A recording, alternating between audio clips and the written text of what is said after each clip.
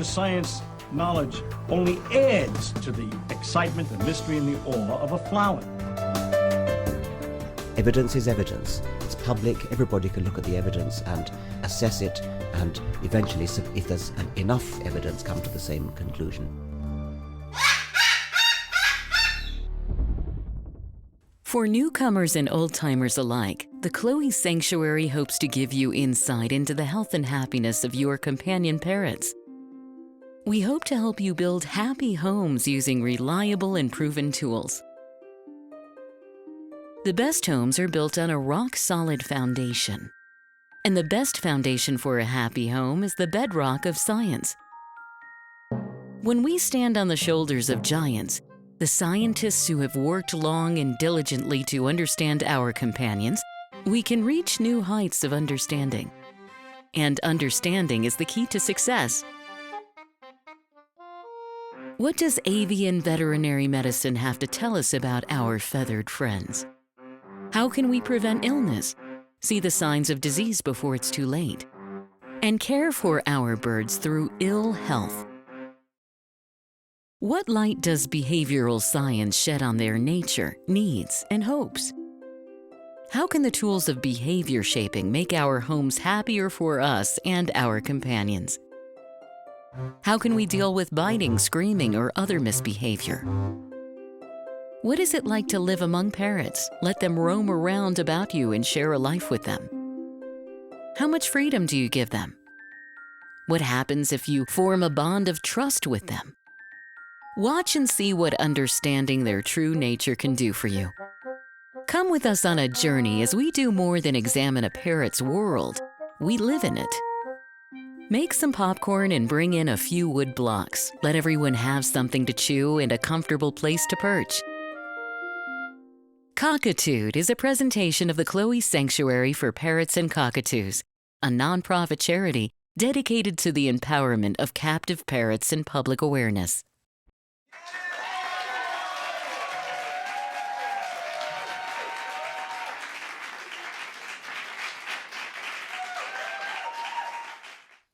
Hi, and welcome to Cockatude. Cockatoos with us. Cockatoo. Hey. Hey. Hey. Hey. Hey. What you doing? Cockatoos with Attitude, episode 59. Playtime with your parrot. Yeah? Yeah? Yeah? You want to do it? Let's do it. Yeah. Rah. Want to do rah? Rah. Rah. Rah.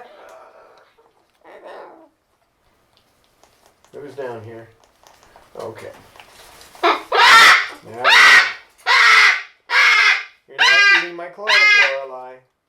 And you. Rah. Rah.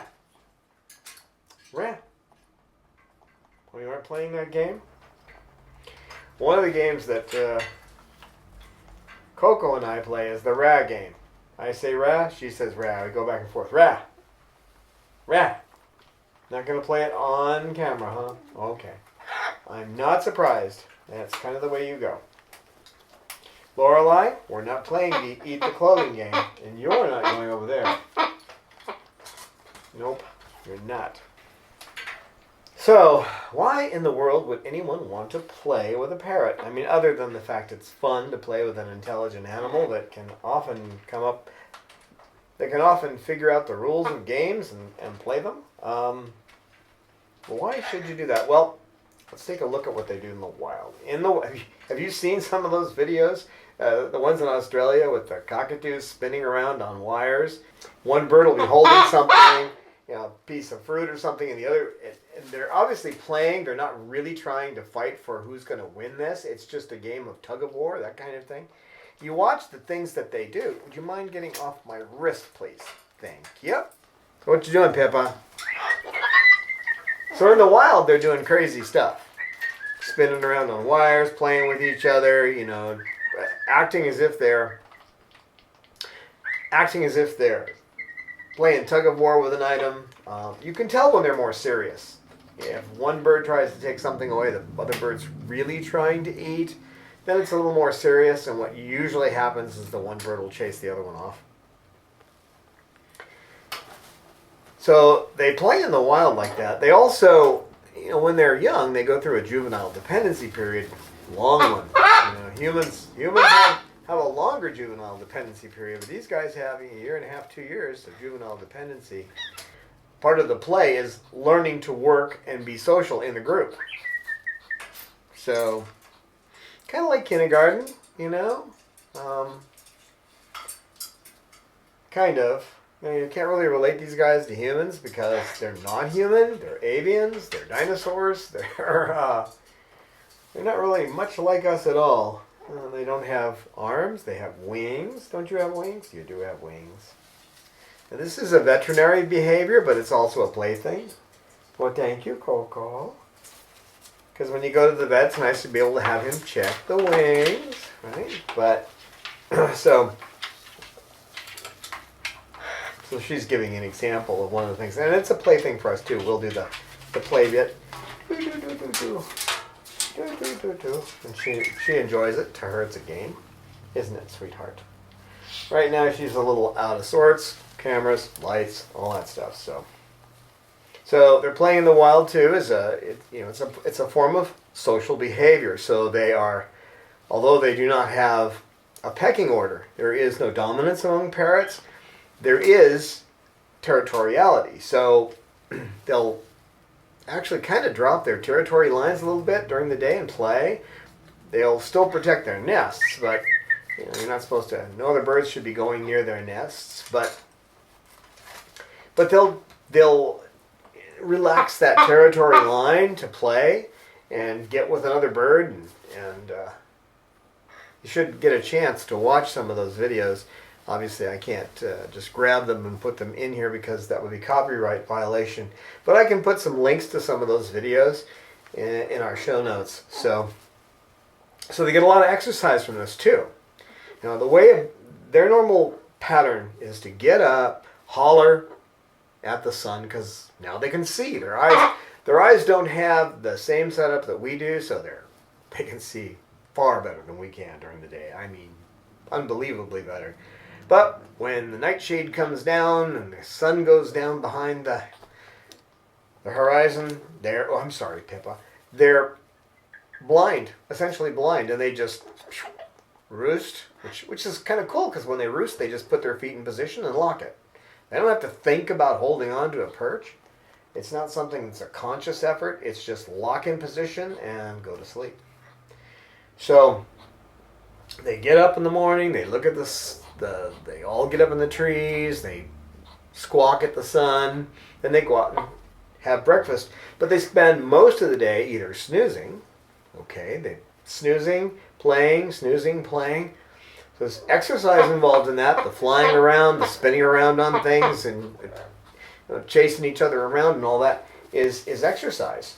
Okay, and it's social exercise. It keeps the group, the flock, gives it cohesion, and that way they know the other birds. They know what this bird will do and what that bird will do. They do have different behaviors. I mean, there's some birds that may not play on a certain type of branch. They don't like it. They may prefer to play by flying. They may have different ways to play. So they learn the behaviors of the other birds, the social behaviors of the other birds in this playtime. It's an important time. And they do the same thing with us, okay? So it's a social thing with us. It's a learning thing when they play with us. Okay, it's social, and they do get exercise. Peaches is an amazing personality. Her daily maintenance requires dedication and mindfulness. She requires 2 forms of medicine, 7-course meals, and effort to entice her to eat. Extensive preening every day, special tools to trim nails, constant attention to her vocalizations, daily walks, and twice yearly checkups due to the possibility of impacted feather follicles and the nature of her spinal injuries. It seems a common misconception among the general public that parrots are like toys in a toy box. Nothing could be further from the truth. They are complex creatures. Recently, scientific studies have shown them to be at least as intelligent as chimpanzees. Every captive parrot needs special humans who will dedicate themselves to understanding them, those who know their species as it lives in the wild, special people that understand their social, mental, and physical needs. They need to be understood for what they are, and not as merely human companions, as circus performers to bring smiles. Peaches needs all this and more. She is our special girl. Will you help us care for Peaches? Please make a donation today at our website, chloesanctuary.org. That's spelled CHLOESANCTUARY.org. As a special thank you for your donation, we will joyfully send you a postcard with Peach's happy face.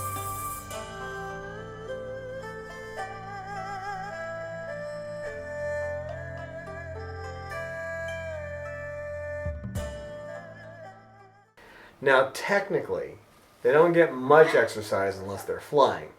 A paleobiologist did a study. The point of his study was not to show that these birds are not getting enough exercise because they're not flying. The point of his study was exactly how much metabolism does a bird use when it flies. So about 10% of their metabolic rate is involved in any other kind of exercise. And if you want to use 100% of that metabolic rate and get it all the way up, you got to be flying. So that's the way they really get exercise. But still, so when they're playing with us, if they're still flighted and you can get them to do things like fly to your arm from across the room, or you can take them out in an aviator harness and fly them around in circles, that's going to be the best exercise they're going to get. But at least you get them moving. And the thing is, you've probably been to zoos. I'm fortunate, I live in San Diego, so you don't have too many animals just behind bars. But if you've ever been to a zoo and you see a leopard or a lion or something just pacing back and forth, looking at the bars, and that's what they're doing. They're just looking at the bars. Maybe once in a while they might actually kind of see something outside, but the rest of the time they're just pacing those bars. That's because they have nothing to do. Their minds are just freewheeling. So that's called stereotypic behavior, and it has a number of different causes, but one of them is just having a mind that needs to be active and isn't. So when you're playing with these guys, you're helping their mind to be active. Like these two down here are preening, but that's a kind of play. So they're active, they're engaged. Peach, you're not engaged. Did you want a stick? No. Peach, they see you in these videos, and they see you just sitting here, and they think that's what you do all day long. That's what they think. But that's not the Peach. That's not the Peach. She's busy. She's chewing stuff up. Yeah. Yesterday, there was a pile right here. Now, here's some of it left. I didn't quite get it all up. There was a pile of that kind of chewed up pieces of wood that filled both of my hands, just from her sitting over here chewing, and she was grabbing a piece of wood, chewing it, taking it back. Because of her neck, she can't do a lot of that, but nonetheless, she still does it. She can't do a lot of running around. If she has to get on the floor, it takes her a while. She will get on the floor, especially if I'm in the other room, and come running after me. It's a slow lope, but she'll do it. You want that, Bob? Here. We'll take it. Oh, it feels good. It's a little warm today. It's 80 degrees in here, so because the sun's beating on the side of the building and that heats it up. It's 75 outside and 80 in here. You can imagine what it gets to be like in the summer in this place. If it wasn't for the air conditioner, you couldn't even be in here. This room will get to 120 without an air conditioner, so. I know. There wasn't one in here when we moved the sanctuary here. Sorry, Coco. Didn't mean to bump you. Now you leave him alone. That's not Coco. That's Snowball. Sorry, Snowball. Sorry, Snowball. This is the Coco. That's the Snowball. That's the Cecil. Hey, what you doing, big buddy? Salamander? Huh? Forgot the introductions. We'll make them quick. We have Salamander, otherwise known as Salamander. Snowball. We have Snowball. And Cecil. Cecil the bird. And Coco. And Lorelei. Little Lorelei. Babalu. Peaches. Lucy. Pippa. And Sugarbird. Big crew today, huh? Yeah. So, if you don't want your bird to just... If you don't want them to implode mentally and become neurotic or psychotic, they need to have their mind engaged. So, every day you need to play some kind of game with them.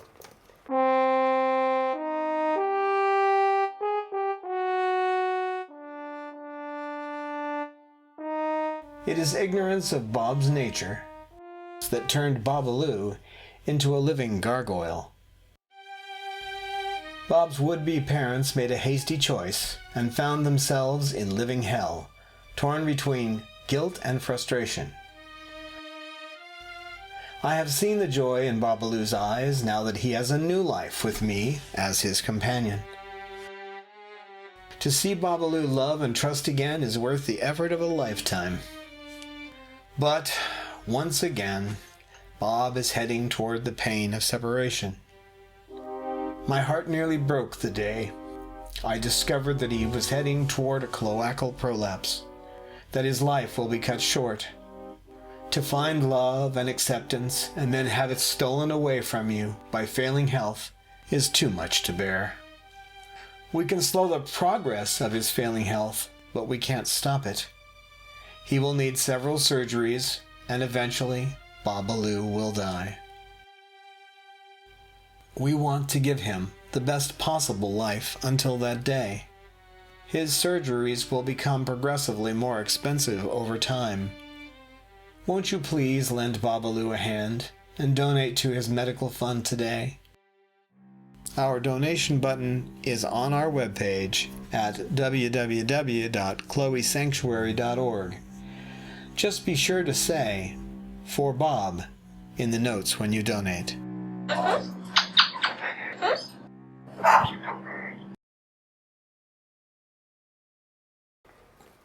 Now, there are dangers in playing games. When I mean dangers is you can get a bird mated to you if you're playing the wrong kind of game. If you're playing a game, hey, leave him alone. Leave him alone. Snowball, be nice. You want to come over here, Sal? Come on. Step up. Come on, Sal. I can't stretch my arm much farther and keep him away from you with my elbow. See? That's going to happen. You leave him alone. I don't know why you want to get him. He's not done anything to you.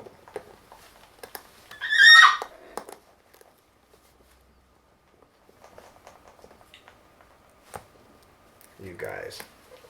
These two like to preen. Lorelei and Coco. And for some reason, Snowball's got it in for Sal. Sal's never done anything to him. I don't know what that is. He did pick up aggression. Now, that's one of the other things about gaming, is that he got too involved with his game and started wanting to play that game all the time. And that's when his aggression came up. Not towards humans. He's aggressive towards females of his own species and also towards Sal for some reason. The two most prominent dangers you face in playing with a bird is if you play with them improperly. In other words, if you're playing some kind of game where you're touching below the neck regularly, you might get the bird mated to you. You don't want a bird mated to you. Trust me. You may think, oh, that would be great. No. They mate for life and they defend you with their lives. And that beak can do some amazing damage.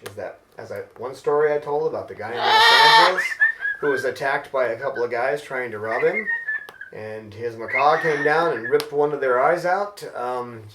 You don't want to get them mated to you. So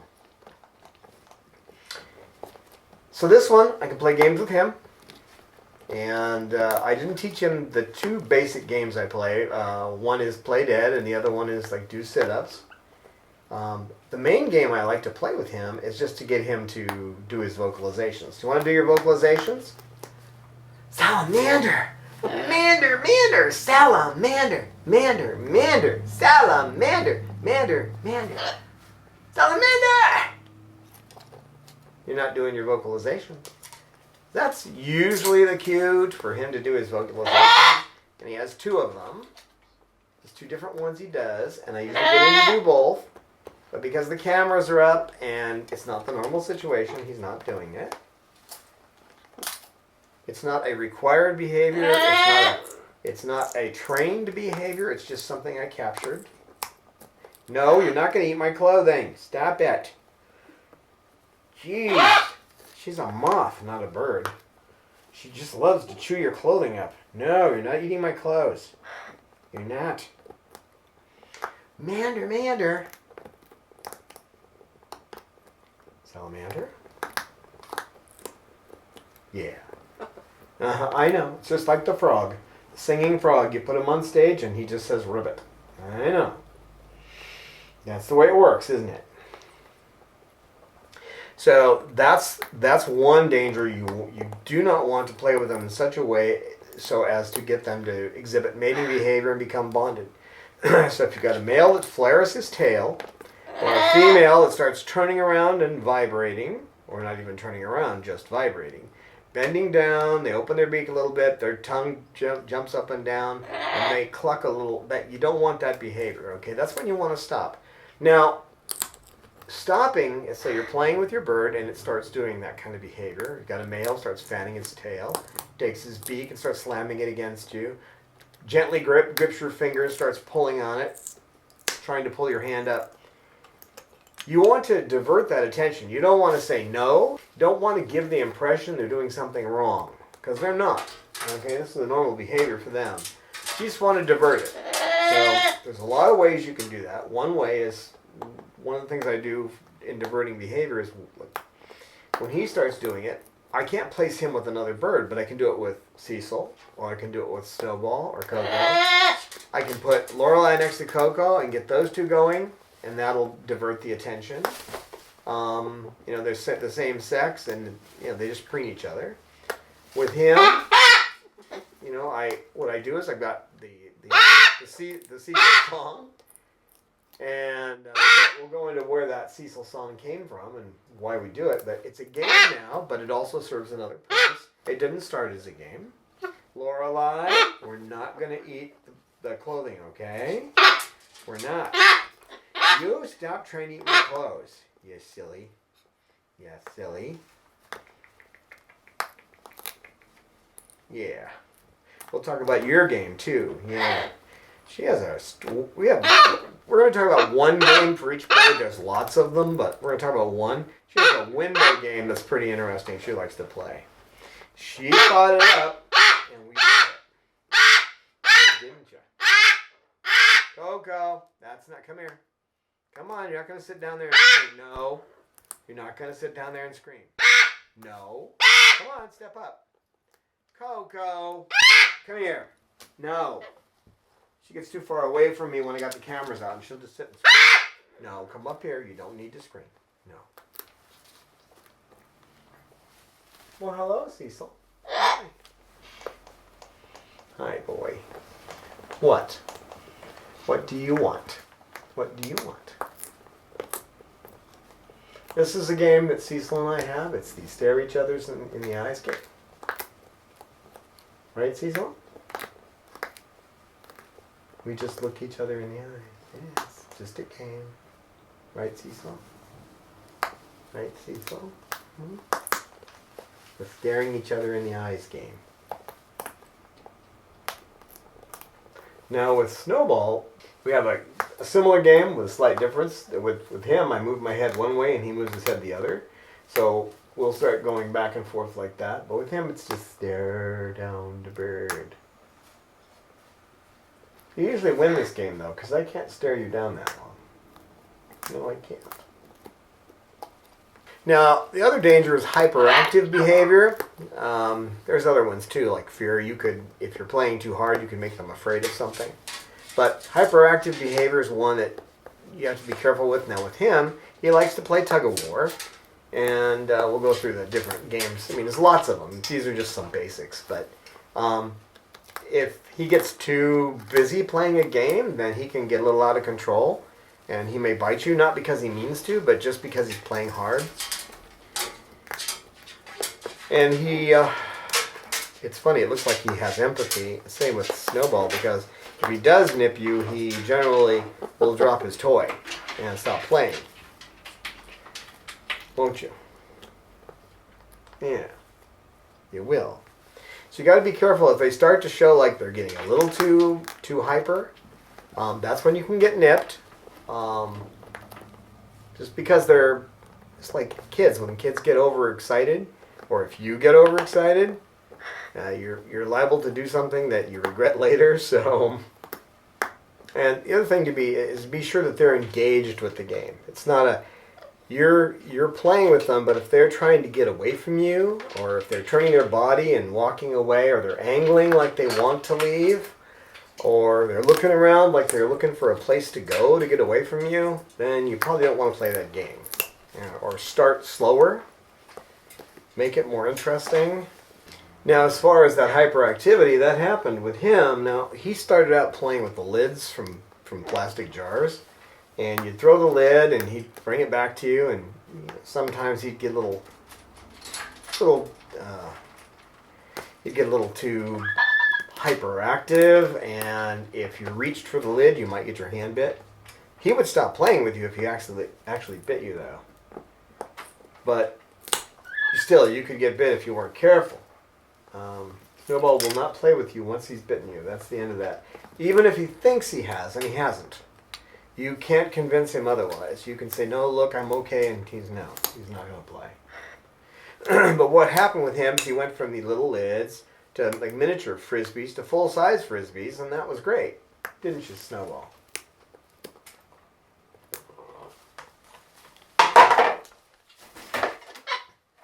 And there he goes.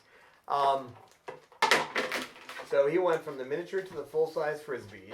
And the mistake I made, it's one thing to play with them for 5 minutes or 10 minutes, but when you start playing with them half an hour, that's a little bit much. And if you're playing with them too much, and they're too active for too long in a situation like that, if you can see that they're just getting crazed, like he was crazed, boy. I mean, you walk by where he was, and he'd hop on that frisbee, and he'd be looking at you like, play with me, and he'd start talking to you, and he'd do anything in the world to try to get you to start playing.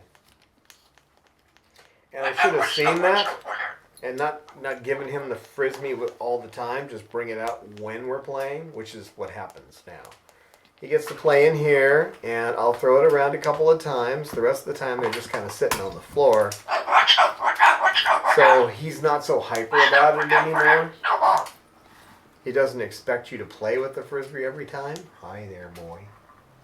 The way to deal with that is either hand off the bird to another bird to play with. We've got another bird or another person in the room.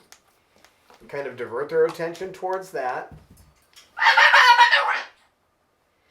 If you have a behavior you've taught them, like Bob, most birds here have been taught to flip upside down. So if they're getting a little out of control, a little too busy, a little too active, not quite paying attention to what they're doing, then you can do that. Like with Bob, I flip him over on his back and tickle his tummy, and that'll divert his attention, and that works really well. You can also have some treats with you in your pocket. Of course, be careful. If you are snoozing on the couch, they might dig a hole in your pocket to get them if they know they're there.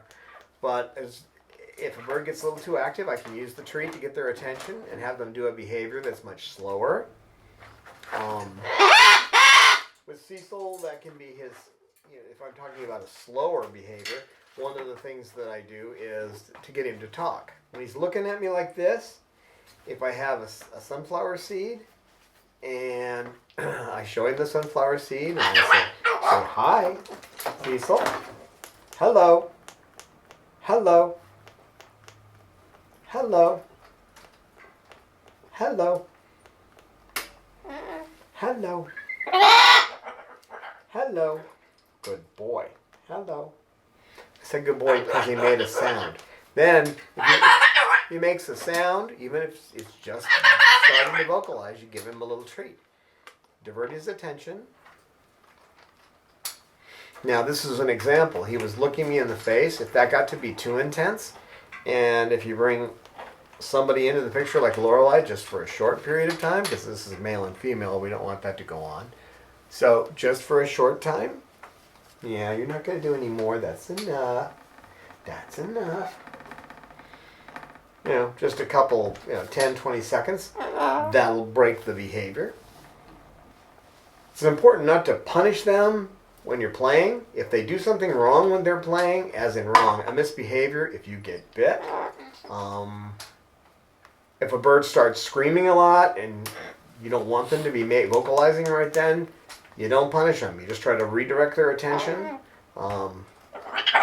That's what we call a DRA. You're trying to give them another behavior to replace the behavior you don't want. Okay?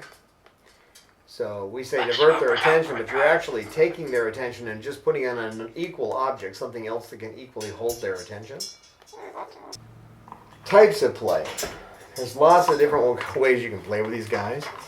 Tug of war, or let's see if we can do one here. Let's try one with Bob. You took it over, Lorelei. Little tug of war. Little tug of war. Up. Bob won. Bob won. Bob, you won. You won, big boy. Hi, Pippa. What you doing back there? Okay, back to tug of war. Oops. Yeah, tug of war. Whoops.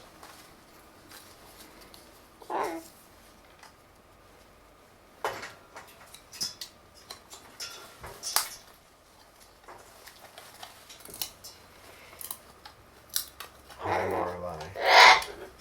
Hi, Lorelei. So, one of the games I play with Bob is tug of war. I also play the one where I flip him over on the back and tickle his tummy. Hello, baby girl. And so another one I play with him. Isn't it? The tug of war is good. It can be like a little plastic ring on a piece of rope, or just a piece of rope, or a stick, or something you can hold one end. You want to make sure it's long enough that you're far enough away from the beak. If somewhere along the line they get a little overzealous, they're not taking your finger off. No, I don't mean that. They're not really going to take your finger off, but they're not going to bite you by accident. If that happens, it's usually not good for you or for them. They're not happy that it happened either. Another thing they like to do that's play is dancing. So put some music on and get them to dance. You dance in front of them and they'll usually start dancing. Not every bird is going to dance. In some cases, you may be dancing and they're just looking at you like you're crazy. It's still a kind of play for them. It's something different. Unless they're totally oblivious and don't care at all, it still works. And as I was saying with Sal, he has his tricks and that he does. His play dead and his sit-ups. And we do those as play. We also do his vocalizations where he makes what I call his jungle sounds.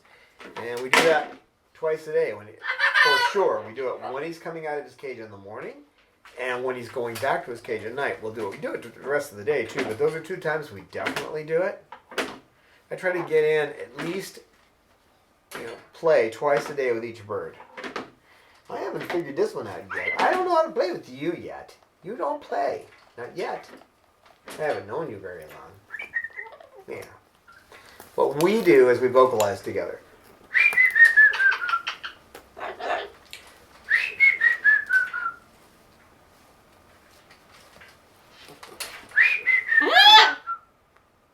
She's just looking at me.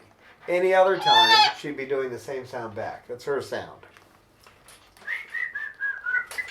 There you go. Gentle down there, guys. What's up, Peach? What's up, Peach?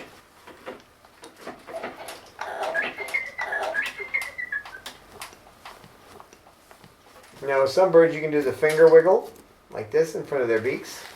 And they'll open their beak and play with your fingers with their tongue. Make sure your fingers are clean. What's going on down here? What are you doing?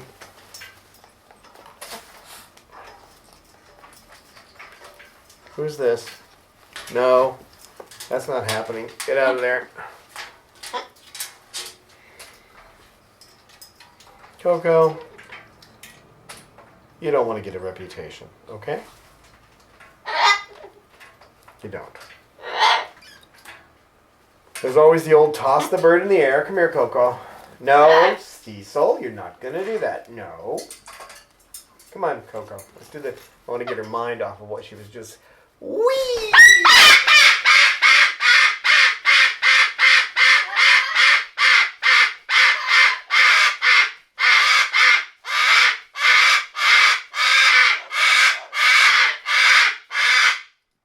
Feels good. You want to do that again? Whee! Good girl. That's a good girl. That's a good girl. Yeah, it's a good girl. There's a good girl. Yeah. Yeah. You like that kind of play, don't you? Yeah, she loves to be tossed, boy. That's one of her favorite things.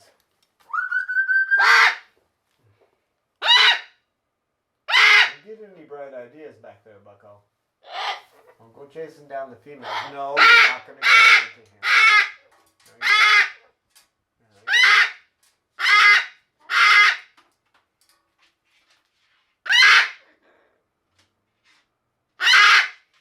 Now this is part of recall training too, but they like to once you teach them to fly, even though they innately have that ability, once they learn to fly, and to do so when you ask them to, you can get them to come over to you. Now with Lorelei and some of the other birds, I just have to put my arm up and call their name, and they fly right to my arm.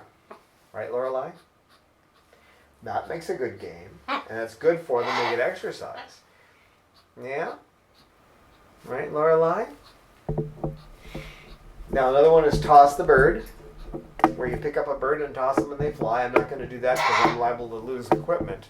What are you doing down there? Get out of there. Get over here. Come on. Get up here. You know, and throwing objects like the frisbee, as with Snowball's frisbee playing. They'll all kind of play it, but you know, Snowball's the grand master of frisbee play. So you can start out small with a little lid and then work your way up. Yeah, Snowball. Snowball. Snowball. Head shaking. You can get birds to, if you shake your head at a bird like that, the birds will often shake back at you. Right? Cecil? Snowball? Snowball, why don't you come over here and show that game of yours? Come on over here. Let's play. Come on. Let's play. Now let's do it. Snowball. Wait, Snowball. Snowball. Come on, Snowball. 1, 2, 2. Come on, you can do it. I know the room's weird, but you can still play your game. Come on. Snowball. Snowball. Come on. No, he's not going to do it. There's too much going on, isn't there, Snowball? You don't want to play? You're not going to play? I can't reach a frisbee to throw for you. Okay, I'll put you back on the perch if you don't want to play. Yeah? Snowball, snowball, snowball. Snowball, snowball, snowball. Snowball, snowball, snowball. Yeah, usually, you're going to have to take this on faith. I don't like doing anything like that, but usually if I'll do that, he'll start bouncing his head too, and then we'll bounce our heads back and forth. Right, Cecil? Cecil does that. Seesaw, seesaw, seesaw. Seesaw, seesaw. Seesaw, seesaw, seesaw. Yeah, I almost have to take. Hi, Snowball. I almost have to take the video and splice it in because these guys do not want to play when the camera's not like this. Hi, Snowball. Snowball, snowball, snowball. Now, if you watch them, you can often make a game from what you see them doing. That's what happened with Chloe. Start talking about some of the different games I play or have played with these guys. Chloe's first game with me was what I call nest box hockey, and I still have that video. I'm going to splice that in, but basically what she would do is she would defend up on top of the desk, and I had to try to get something by her. Then she would grab it because you couldn't get past her. Literally, you couldn't get much past her. She'd grab it, and then she'd toss it back to you. Then she'd go over, and there was a printer door. She'd flip the printer door down, and then come back. Now, if you started trying to do it again before the printer door was down, that was a foul. She wouldn't play that. You had to wait until she knocked the printer door down, and then she'd come back, and you're ready for the next set. That's how you could tell you were between sets. But it was fun, and we'd play that game for a half hour sometimes or longer. That was after I first got Chloe. What happened was I noticed when she was up on top of the desk, she'd walk back and forth, and if I put my hand up there, she'd come over and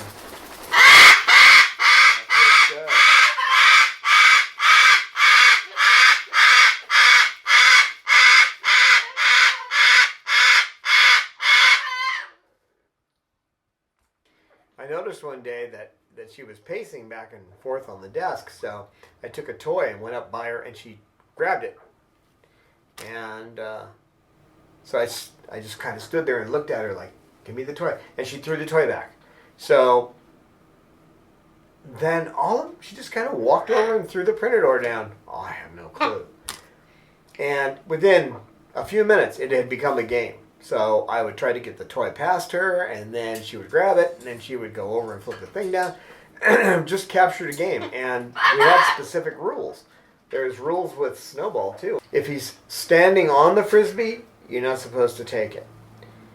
He'll throw it to you, and that's when you take it. But if he's standing on the Frisbee, no. If he's right beside the Frisbee, that's a gray area. Sometimes you can get over there and take it, other times not. Most of the time he'll throw it back to you so you can keep playing. But if he stands on it, no, I'm taking a break. So when he's panting and he's tired, Coco, he'll stand on the Frisbee. And that means we're taking a break. It's time out. Right? They've got their different rules. It's like with Chloe and Nestbox Hockey. You can't try to put the toy by me until after I've knocked the printer door down again. So there's rules, and they will abide by them. You try to find things they're doing and turn them into games, and that helps you become creative too. They'll often do that with the things they see you doing, and if you're alert, like I was with Snowball the day he came over and I looked at him like this, and then he moved his head that way. So then I went like this, and he moved his head the other way, and then it became a game. So as I was trying to show you, but so you would think that we move the same way, but that's not the way it works. His head moves over this way, and then like this, and then like this, and then like this. And then the game is like, he'll go part of the way and stop, and you have to go part of the way and stop. Or he'll go over and then come back, and you have to duplicate it. You're supposed to reverse the actions. Okay. You need to sit down here, Pippa. All right, Pippa, you're going to do this. I don't think Bob wants you doing this. He's on his back. Tickle, tickle, tickle, tickle, tickle, tickle. Tickle, tickle, tickle, tickle. One more time. Yeah. Tickle, tickle. Okay, Bob, let go. Let go. Tickle, tickle, tickle, tickle. Tickle, tickle, tickle.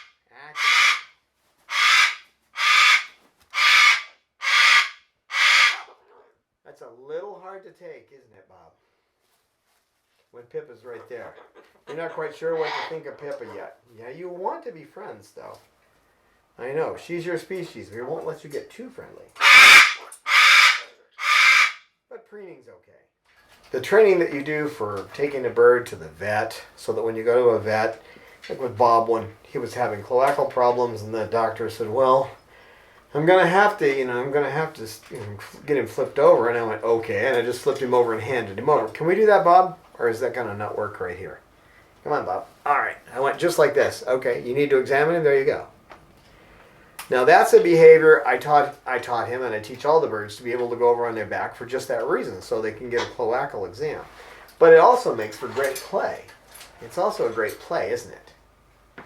It's a great way to play. Woo! Babalu! Badoo! Badoo! Badoo! Badoo! Badoo! Badoo! Badoo! Badoo! Badoo! Ba ba ba. Babalu! Babalu! Good boy, Bob. Bob likes to play that game, doesn't Bob? Bob does. Yes, he does. Yes, he does. Wee! Babalu! So upside down's a good one. There's the wings! Wings! Get the wings out. Yeah. Wing game. Alright, Bob. Let's try this game. Whoops. Tug of war. Come on, Bob. Tug of war. Come on. Come on.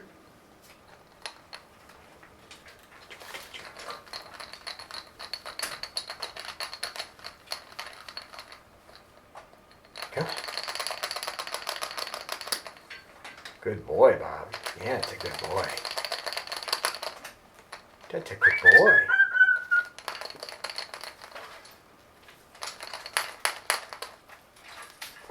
This is a fairly easy one. You just need like a ring on a rope or a piece of leather or something, and then rope's better because it's more flexible.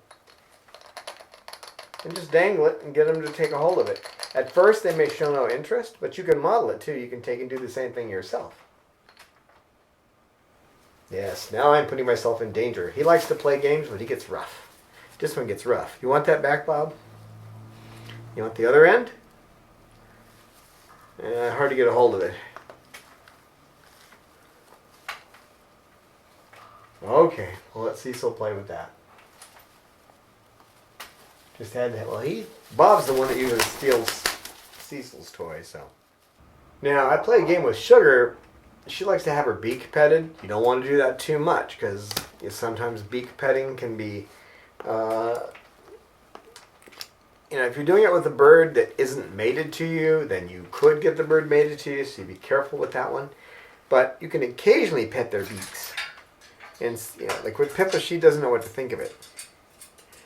Bob, you're preening Pippa? Okay. Another one is where you get them to put your finger in their beak, and then you hold them up, and you can swing them on the end of your finger. I do that with Bob. Right, Bob? Bob? He's not on the floor. He generally won't just grab a hold of my hand and let me pick him up unless he's on the floor. I'm sure I could teach him to do that, but at this point it's on the floor only. He'll actually turn his beak away if I put my finger to his face. Now Coco's game, you saw where I tossed her. That's her favorite game, but she has a variation that she does with her favorite friend.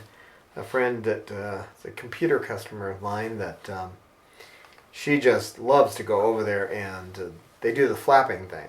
And, her friend flaps her wings. I'll put that video in here too. It's just cute. It does.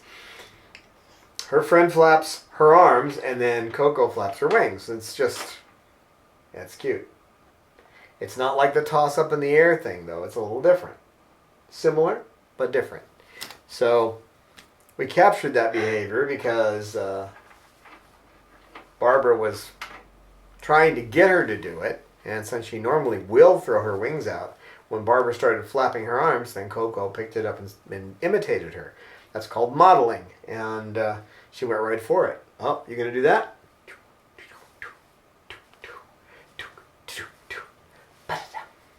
What?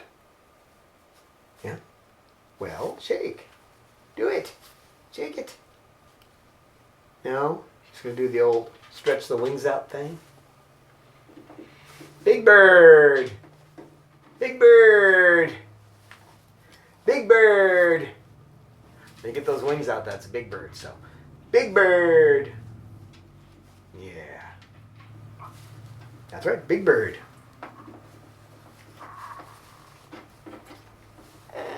And if I'd had a brain, I could have set it up to play some music. I'd have to play music that was something I did, I wrote myself. But, and you can see how they dance. But that's another great thing. Get them to dance, boy. It's fun to dance with birds, isn't it, Cecil? And Cecil's a good dancer. And Bob is a good dancer. I don't know about you yet. I haven't seen you dance yet. I haven't. You've been music on, but you haven't danced. I don't know why that is. Huh? Why is that you don't dance? You're just getting used to everything, huh? Maybe you are a dancer, maybe you're not. Not every bird will dance, so don't get a bird thinking, I'm going to have a dancer, because that may not happen. You have to be happy with what you get. Come on, step up. Come on, grab my finger, come on. Wee, Babalu. You mean it. Cecil, what are you doing? Now, Lorelei's favorite game is taking the buttons off your shirt. So you get an old button-down shirt from a thrift store for $1. And then what you do is you pretend you're trying to protect yourself from having her steal the buttons. And then she'll come up and cuddle with you, and she'll sneak down and steal a button, and you're like, Lorelei! You put Lorelei down, then she'll come back over and she'll come up and steal another button off your shirt. You'll be buttonless, and the game is how long can you keep her from getting all the buttons off the shirt? Right, Lorelei? She's not an easy... Hey, Bob, no. Babalu. She's not an easy one to become friends with, for other people to become friends with, but once they do, if they're wearing buttons, look out. Because she's going to remove them, because it's a game for her. So be careful what games you teach a bird, because if you teach a bird like Lorelei, she wanted to get the buttons in the beginning, and I made a game of it and just let her do it. Now people can't wear buttons here, not if they want to keep them. So plan your games along that line. You don't want to think it's cute that a bird is ripping apart zippers on your clothes, because then you're going to have to be buying a lot of new pants or sweaters and anything that has a zipper. Oh, that feels good over here. Keep it up. Keep it up. Oh, it feels good. Thank you. Thank you, girl. Oh, boy. I appreciate that, sugar.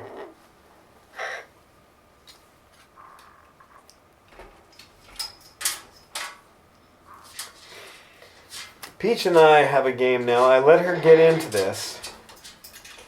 And it's one of those where I knew that it could become a problem at some point, but it was so cute I let it happen.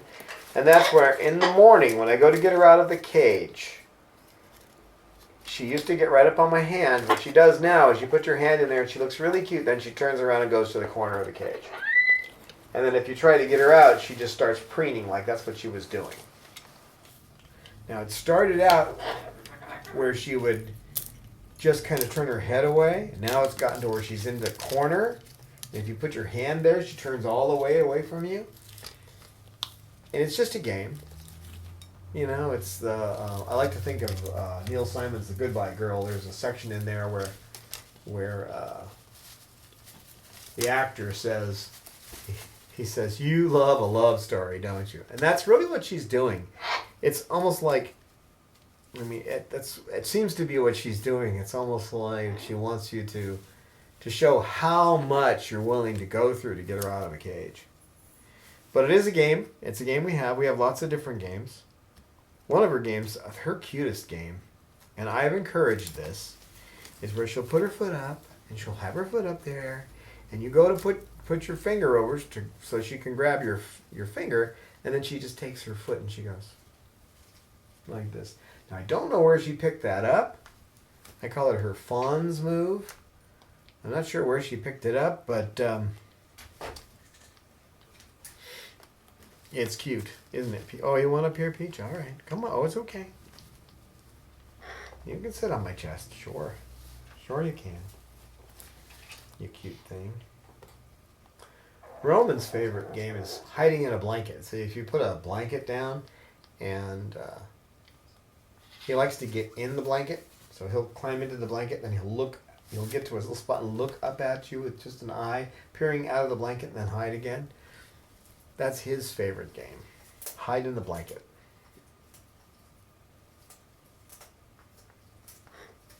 Now, Rome's a good example of where you have to be careful because he likes to snuggle too. So he likes to say, I love you, and get up and snuggle you.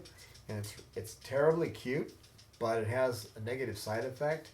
If you have a bird that wants to snuggle all the time and you let them do that all the time and they become mated to you, they may start treating other people, either ignoring them or snapping at them or whatever to, hey, no. I have to stop any chance of potential mating. So you have to be careful wherever you're getting too much. The game that you're playing involves too much closeness. You have to be careful. Now with Peaches, again, I have to say this almost every video, and I forget sometimes. She's mated to me. She can't preen her own back because of the 6 fused vertebrae she has. So you will see me stroking her down the back fairly regularly or touching her under the feathers. That doesn't mean you can do it. It just means I'm already mated to her and she cannot preen herself. So she had 2 impacted feathers. That cost us over $1,000 to fix those. That's not the problem. The problem is, that was a threat to her health. So I have to preen. You wouldn't believe how many feathers there are back here to preen. You wouldn't believe it.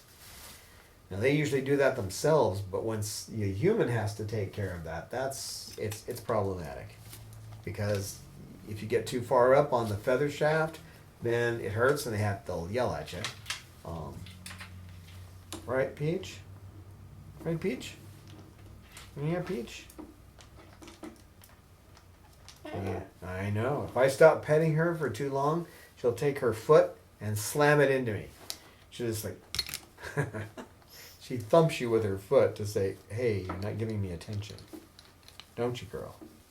Don't you? We actually do have a game with Lucy already. It's hard to believe. We've only been here a short time. But it's the hitchhiking game. So she'll get to the edge of her cage. And this happens in the morning especially, or when I'm making food at night. If I walk by slowly enough and close enough to her cage, she'll just grab a hold of my clothing and follow me in by hanging on me. And that's a game we play. It's the hitchhiking game. I don't know if she considers it a game, but she likes to do it, don't you?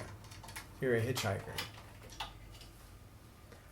So games can also be used if you have a bird that's getting too, getting hyperactive, or a bird that's that's just too excited.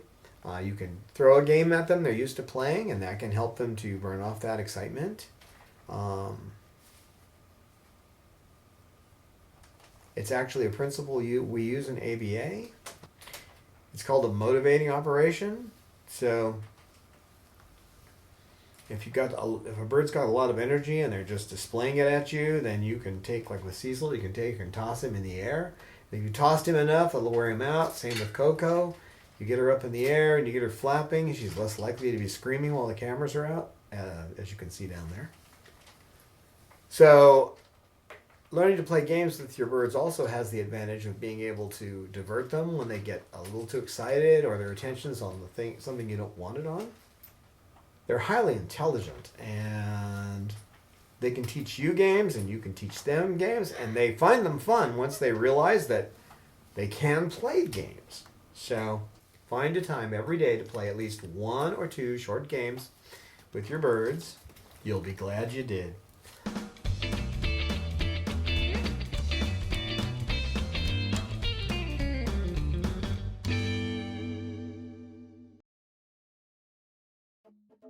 We hope you will consider supporting us on Patreon today. We produce up to 2 videos a month. As a patron, you pledge to give us a donation, whatever you feel is right and meets your budget. Patreon gives us your gift monthly. You can easily set a limit on how much you donate a month. You can change the amount of your pledge at any time.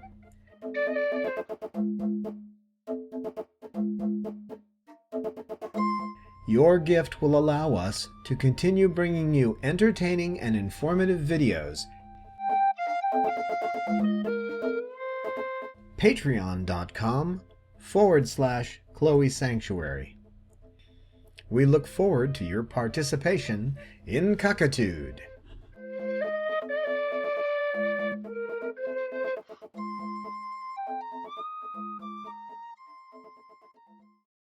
We welcome your feedback on our videos. We look forward to your insights, tips, questions, stories, and pictures.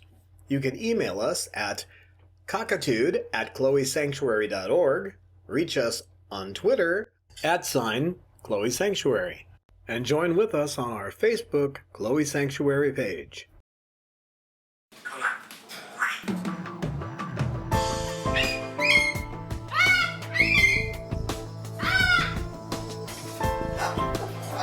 Science knowledge only adds to the excitement, the mystery, and the awe of a flower.